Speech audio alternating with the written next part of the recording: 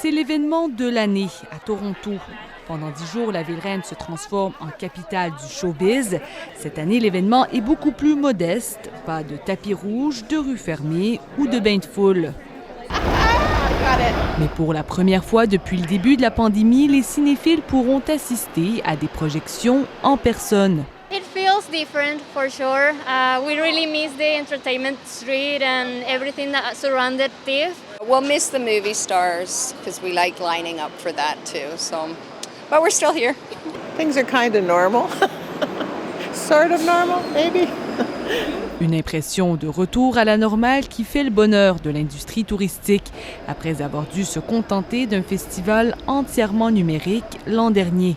One thing that's so encouraging about this festival is that we're seeing people get back to that live, in-person experiences again, and we've all missed them so much. Dans cet hôtel du centre-ville de Toronto, la semaine du festival est normalement une des plus occupées de l'année. The hotel, just like every other hotel in the city, would be oversold. Cette année, l'hôtel n'affiche pas complet, mais constate tout de même une augmentation des réservations. Our business is better this week during TIFF than it was. Les affaires vont mieux cette année que l'an dernier, résume un porte-parole de l'établissement. Car en plus du retour des événements en personne, c'est aussi le retour des touristes.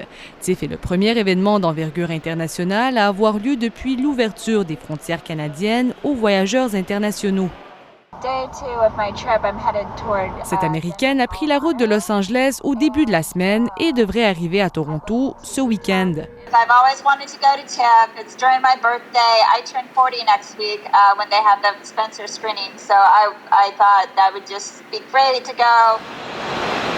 Pour assister aux projections, les festivaliers doivent être complètement vaccinés ou présenter un test négatif.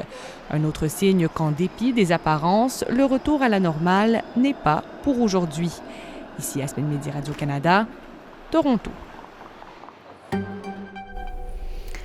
Et vous voyez des images du film d'ouverture. C'est la comédie musicale Dear Evan Hansen, une adaptation du spectacle à succès new-yorkais. Ben Platt reprend son rôle d'adolescent souffrant d'un trouble d'anxiété sociale aux côtés de Julianne Moore. Ce film et 200 autres projetés en salle, parfois à l'extérieur, en ligne. Ma collègue Francesca Mérantier est au centre-ville de Toronto, sur la rue King, qui est un peu finalement l'épicentre de ce festival. Cette année, c'est un festival, on l'entendait dans le reportage, qui tente un retour à la normale. Il n'y a pas beaucoup de monde derrière vous, là. Eh oui, Gabrielle, vous avez tout à fait raison. Donc, c'est une tentative de retour à la normale. On n'aura pas des tapis rouges auxquels le TIFF nous a habitués avec foule amassée autour des célébrités. Mais des célébrités, il y en aura. Hein. Vous avez mentionné tout à l'heure Julianne Moore et justement, les organisateurs du TIFF précisent qu'elle, entre autres, et d'autres célébrités seront au TIFF cette année. Puis, bien sûr, la bonne nouvelle, le retour en salle des films. Et ça donne des surprises des fois parce que ça permet de tomber sur des collègues ou des critiques de films. Ce matin, notamment, j'ai rencontré Mark Cassivi qui intervient sur nos ondes au micro de Penelope McQuaid. Et justement, il partage avec nous ses impressions de sa première journée au TIFF, suivi d'autres festivaliers. Je vous laisse écouter. Alors, j'ai vu Un héros d'Asghar Farhadi, qui est un film qui avait été présenté à Cannes. C'est un superbe film, en fait. Asghar Farhadi, c'est un cinéaste iranien que j'aime beaucoup, donc ça commence très bien. So far, wonderful, because there's no lineups, they said, and I showed my proof of vaccine, and that was okay. I've been coming to TIFF for over 20 years, and it's always incredible. The city's alive, the films are beautiful, and it's just a really great time to be in the city.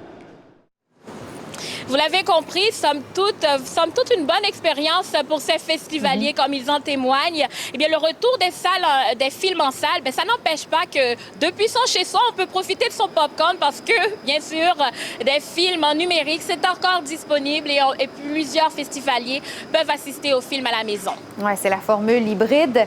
Maintenant, parlons un peu plus de la programmation. Francesca, cette année, la diversité et l'inclusion sont au cœur de celle-ci. Exactement, Gabrielle. Alors, j'ai compté au moins 72 films précisément, des courts-métrages aussi parmi ces films-là qui ont été réalisés par des femmes. Et puis aussi, il y a des thématiques autochtones.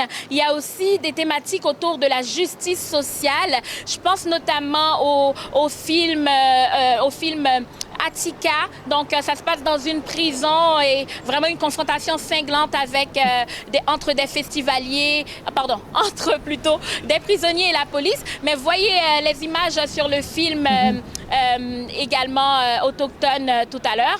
Donc oui, on a des thématiques qui donnent la place justement à la diversité. Je vous laisse écouter la programmatrice du TIFF, Madame Andrea Picard. Elle explique l'importance de la diversité au festival cette année. Ça fait partie de notre mission. Je pense que ça fait partie de l'évolution du discours dans le monde. Je pense que la jeunesse mène vraiment la conversation. Donc, c'est vrai pour cette année parce qu'on a moins de films aussi. Donc, les décisions étaient plus difficiles. On a beaucoup parlé de représentation régionale aussi à travers le Canada. Donc, moi, j'ai un film du Manitoba et ça arrive pas souvent. On voit plein de films de Montréal, de Toronto, de Vancouver. Mais c'est très important, la diversité. Et bien sûr, un événement plus qu'attendu, le film L'épopée de science-fiction Dune, réalisé par Denis Villeneuve. Eh bien, ce sera pour samedi, Gabrielle. Très bien. Je sais que vous aurez la chance de voir quelques films, donc je vous souhaite un bon festival, Francesca. Merci, Gabrielle. À bientôt.